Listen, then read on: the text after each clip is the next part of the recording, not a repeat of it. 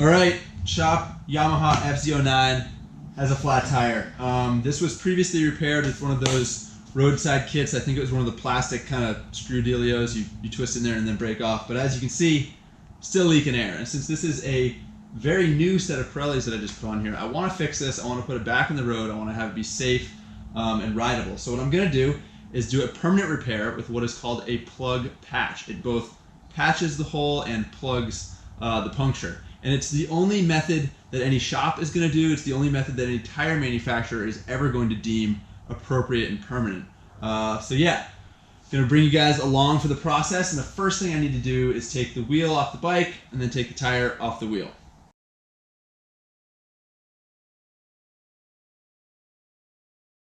Got the wheel off the bike. I gotta say, the swing arm mounted rear fender on this 2017 FZ-09 looks cool, but man, makes getting the wheel off a pain in the ass, and frankly, I don't know where to put it, so I guess I'm just gonna let it hang.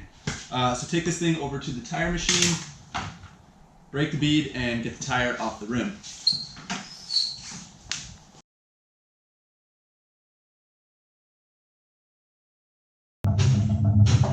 Tires off the rim, take it to the bench.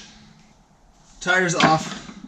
This tire is still in really good shape. It's one of the reasons I want to repair it also, so I can show you guys how one of these plug patch kits work. These are from Stop and Go, tubeless patch plug kit for all tubeless tires. So basically what you're looking at here is a rubber patch like you'd put on a standard inner tube, and then a rubber plug, which is sheathed in this little metal guy so that you can basically push it through the hole in the tire and then pull it through. So you have to install this from the inside of the tire, and what you want to do is push out whatever the item is that was causing the hole in the first place. I'm not sure what we're dealing with here, but oh. So here's the little plastic tip of one of those spiral kind of corkscrew emergency plugs that you can drive in and then break off. And basically, I mean, that'll get you home, but it's certainly not a permanent fix, as we saw, since this tire was still leaking air. So bring you in real close to the camera. You can see I will scuff the surface. I will prep the surface with rubber cement. Then we're going to pull this guy through, and we'll be good to go. It's really not that difficult. The hardest part is getting the wheel off the bike and obviously dismounting and mounting the tire. All right, okay. So we've got our plug patch.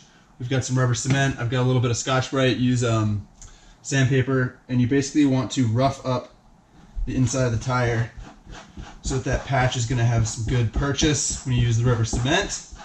And I should point out that this is a textbook example of a repairable tire. It was a very small puncture. It's right in the center of the tire. If you're ever getting a puncture on the sidewall or even particularly close to the shoulder, you're probably not going to be able to repair that. If it is bigger than, say, a screwdriver tip, I can't remember what the actual amount is. I think it's 3/16, but anything larger than that, they don't deem repairable. But this is textbook. This is a small puncture right in the center of the tire. We're going to have plenty of purchase for this repair. So I've got that scuffed up. Now apply some rubber cement to the inside of the tire. Also going to apply some to the patch here.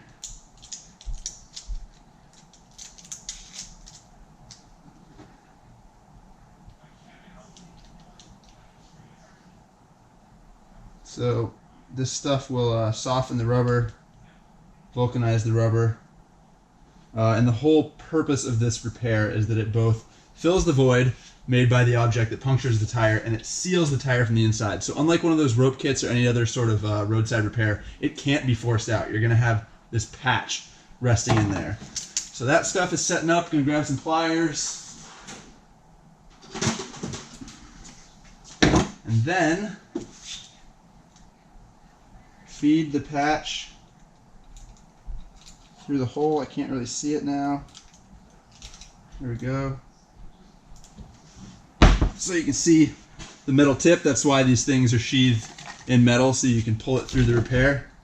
And you grab it and you go boop. Metal sheet comes off. You got this little rubber doodad that's filling the hole. You got the patch on the inside, which you are then supposed to kind of massage into place, rub it down flat against the tire. And then you let that sucker vulcanize and cure for, I don't know, 5-10 minutes, and then we're ready to put it back on the rim, inflate it, and see if it holds air.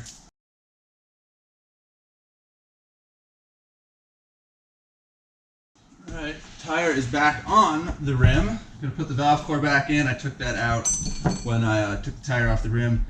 I don't have to balance it because it's already balanced. I just made sure that I put the tire on in the exact same location. That's easy to remember because there's that red dot on the tire wall that always lines up with the valve stem. So I just realigned that, and the wheel weights that were already on there are still good. So, hit it with some air. For those of you who have never seated a tire on the bead, it makes 2 loud pops that sound like gunshots.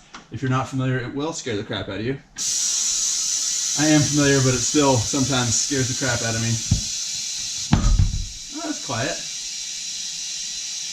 That was one. Gotta wait for the second one. Huh. Alright, well, one on the bead a lot easier than anticipated. Gonna inflate it to 42, which is what the which is what the FZ-09 calls for. And then we'll check to see if it's holding air. I think I said YZF because I've been working on my YZF R3 a lot lately. So I got little Yamahas in the brain.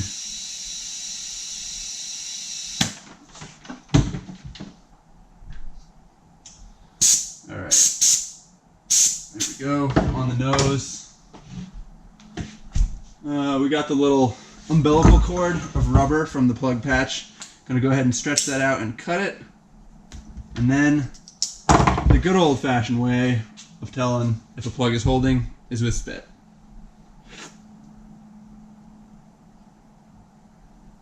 If it bubbles, it's leaking air. If it doesn't bubble, you're good to go. And this one looks like it's good to go.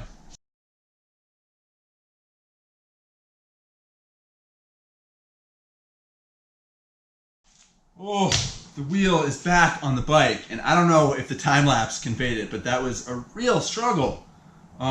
If you've got the FZ-09 with the whole swing arm mounted rear fender thing, do yourself a favor, use a strap or a bungee to secure it up out of the way on the tail section. That's what I ended up doing because otherwise it's just flopping around getting in your way.